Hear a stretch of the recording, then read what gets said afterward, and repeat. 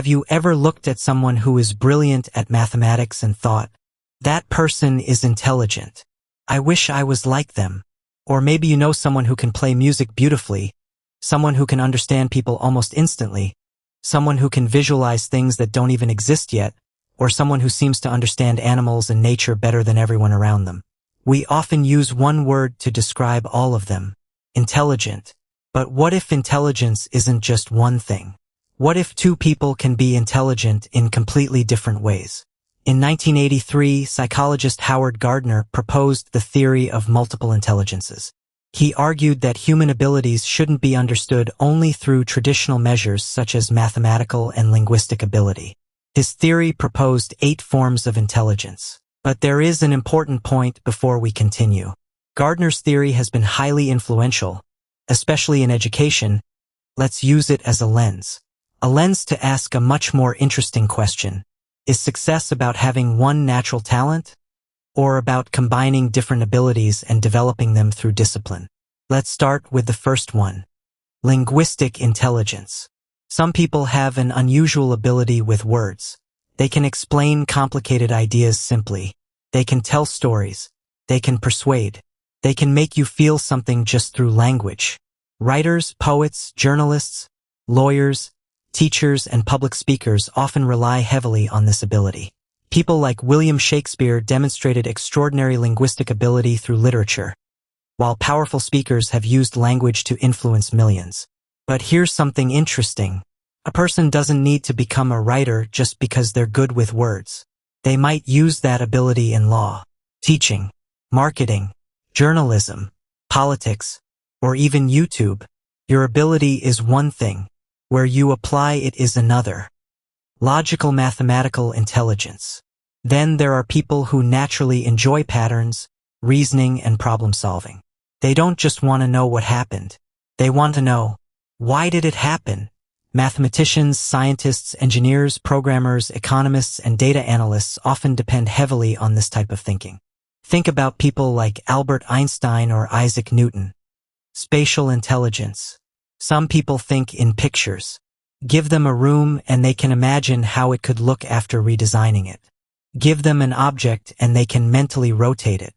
Give them a blank screen and they can visualize a complete design. Architects, designers, animators, photographers, pilots, and filmmakers often depend on spatial thinking. Leonardo da Vinci is a fascinating historical example because his work combined art, observation, engineering, and visual thinking. Bodily-kinesthetic intelligence. Some people understand and control their bodies exceptionally well. Athletes, dancers, actors, surgeons, craftspeople. Their intelligence is expressed partly through precise physical movement. Think about an athlete like Cristiano Ronaldo. His success obviously involves extraordinary physical ability, but it would be a mistake to explain his entire career through natural talent.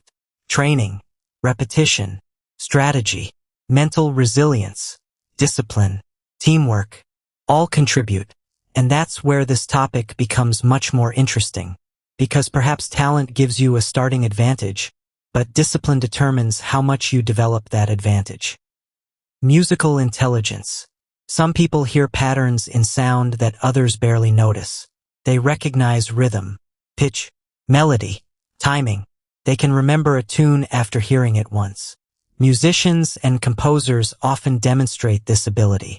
People like Mozart are famous examples. But even here, natural ability isn't the whole story. Nobody becomes an extraordinary musician simply because they were born with an ear for music. Practice turns potential into skill. Interpersonal intelligence. Now we move from understanding things to understanding people.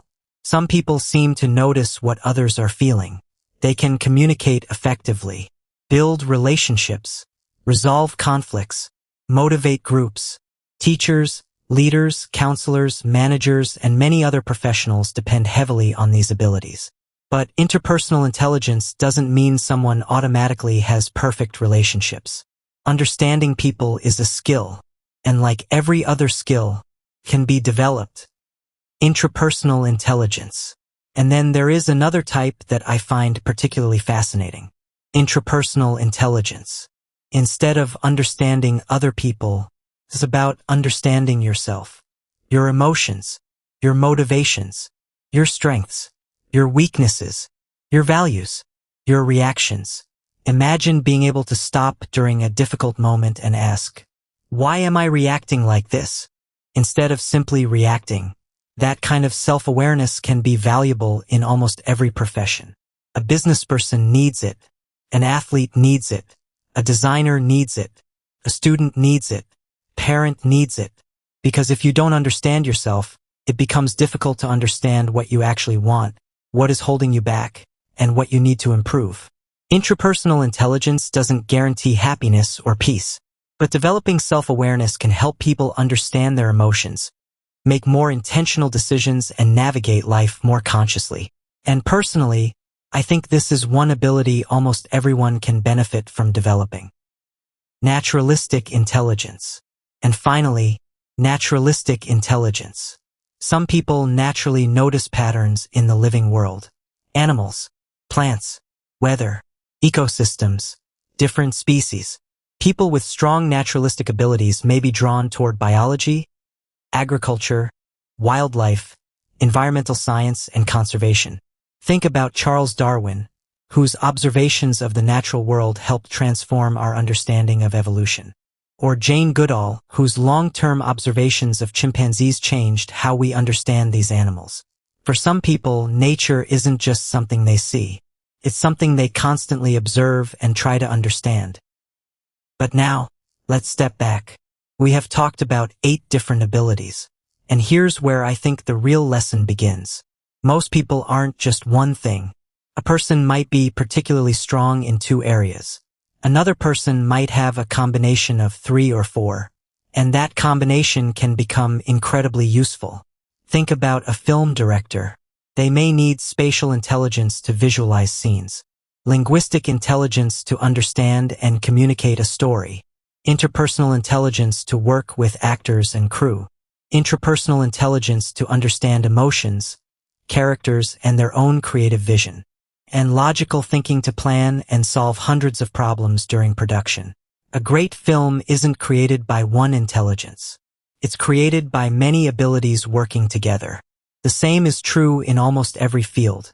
A doctor needs more than logical intelligence. An entrepreneur needs more than business knowledge. A scientist needs more than mathematics. A UX designer needs more than visual design. An athlete needs more than physical ability. Real-world success is usually a combination. And this leads to something I've personally found fascinating. You might discover that 2 abilities come naturally to you, but your dream career may require 4 or 5. So what do? You don't say, I don't have those abilities, so I can't do it. You learn them, you practice them, you develop them, and that's where discipline enters the picture. Maybe your natural strength is creativity, but your career requires communication. Learn communication.